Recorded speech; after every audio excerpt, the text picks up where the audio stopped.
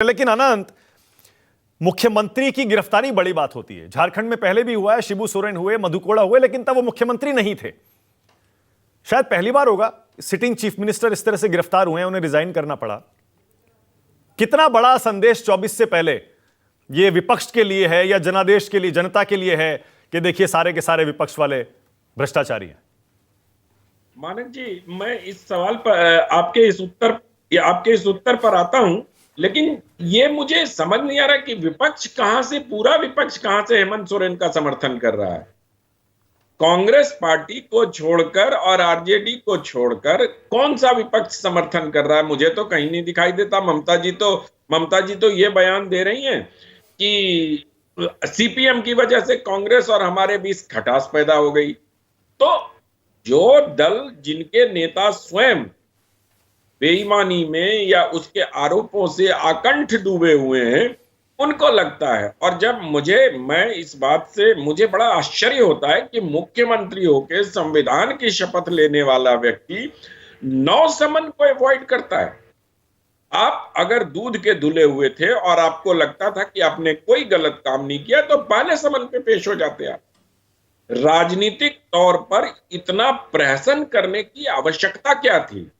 आपने इतना झामा किया, दिल्ली चले गए, गाड़ी से आ रहे हैं, जहाज से आ रहे हैं, मतलब मीडिया हाउसेस आपके यहां भी, हमारे यहां भी सारे टोल नाके पर रिपोर्टर दौड़ रहे हैं कि किस टोल से हेमंत सोरेन गए हैं, टोल से नंबर निकलवाओ। पता नहीं ये राजनीतिक प्रहसन करने की आवश्यकता क्या थी? अगर आप एकदम बेईमान नहीं है, अब पेश हो जाओ, जेल जाना है जेल जाओ। और दूसरी बात, जो लोग आज इसको राजनीति से प्रेरित और जो लोग आज इसको सफाई धुलाई वॉशिंग मशीन आदि कहते हैं, मैं सिर्फ इतना याद दिलाता हूं मानक, अभी संजीव जी ने एक बयान दिया, उस पर मैं थोड़ा सा अपना विरोध दर्ज करा दूं कि कोर्ट्स भी सरकार के इशारे पे चलती है। तो ये थोड़ा ठीक नहीं लगा मुझे, क्योंकि कोर्ट्स की अपनी अदालतें अपने हिसाब से कार्य करती हैं। और अगर हम अदालतों को भी इसी में घसीट लेंगे कि पूरे देश को पता है कि अदालतें संजीव अपनी असहमति जता रहे हैं, वो कह रहे हैं मैंने कोर्ट के बारे में नहीं कहा। भाई, अब मुझे ऐसा लगा इसलिए मैंने अपनी आप बात दोबारा चला लो। ऐसा नहीं कहा तो मैं अपनी बात वापस ले मैंने पुलिस के लिए कहा था। ओके, पुलिस के लिए कहा था। हाँ अनंत बोलिए। हाँ। चलिए, तब कोई बात नहीं, अगर कोर्ट के लिए उन्होंने नहीं कहा तो कोई बात नहीं। लेकिन मेरा ये मानना है कि जो मैं बात कह रहा था, आप सिर्फ याद करिए कि सुप्रीम कोर्ट ने किस सरकार के कार्यकाल में सीबीआई को तोता कहा। और आज लालू यादव जी पर केस किसके कार्यकाल में हुआ? मुलायम सिंह यादव पर किसके कार्यकाल में हुआ? बहन मायावती पर किसके कार्यकाल में हुआ? तो ऐसी एक बड़ी लंबी फहरिस्त है। मैं ये नहीं कह रहा हूं कि पीछे गलत हुआ तो अब भी गलत करने की छूट मिल जाती है। मैं सिर्फ ये कह रहा हूं कि संविधान की शपथ लेने वाले नेता इस देश में जो हैं, उनको कानून का सम्मान करना चाहिए। और कानून सम्मत, अब एस्पर्शंस आप ले सकते हैं, कानून सम्मत जो भी विधिक कार्रवाई है उसके हिसाब से आपको चलते हुए उस प्रस्तुत होना चाहिए।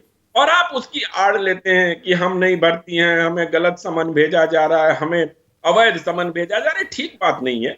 हम जैसे लोग जो राजनीति में सुचिता की 10-15% भी देखना चाहते हैं, उनको यही लगता है कि आप हमारे कैसे रहनुमा हैं। जो अदालती समन को, जो एजेंसियों के समन को, जो संवैधानिक अधिकार प्राप्त एजेंसियों के समन को आप बोलते हैं। आज सब लोगों को संविधान की बड़ी याद आ रही है। सब लोग संविधान पर लहालोट हुए पड़े। ठीक है, संविधान पर लहालोट हुई है, लेकिन संविधान को पढ़ तो लीजिए। आपको याद है कि संविधान में किस तरह से इमरजेंसी के दौरान उसके प्रियम्बल से छेड़छाड़ की गई अवैध तरीके से? उस पर बात नहीं होती, उसमें कोई नहीं बोलता, सब लोग खामोश रहते हैं। आज संविधान में क्या कोई बदलाव किया गया है? क्या इस तरह की कोई घटना हमारे आपके संज्ञान में आ रही है जहां की संविधान से छेड़छाड़ की गई? बल्कि संविधान की पालना के लिए एजेंसियां अपना काम कर रही हैं, उनको करने दीजिए। ओके।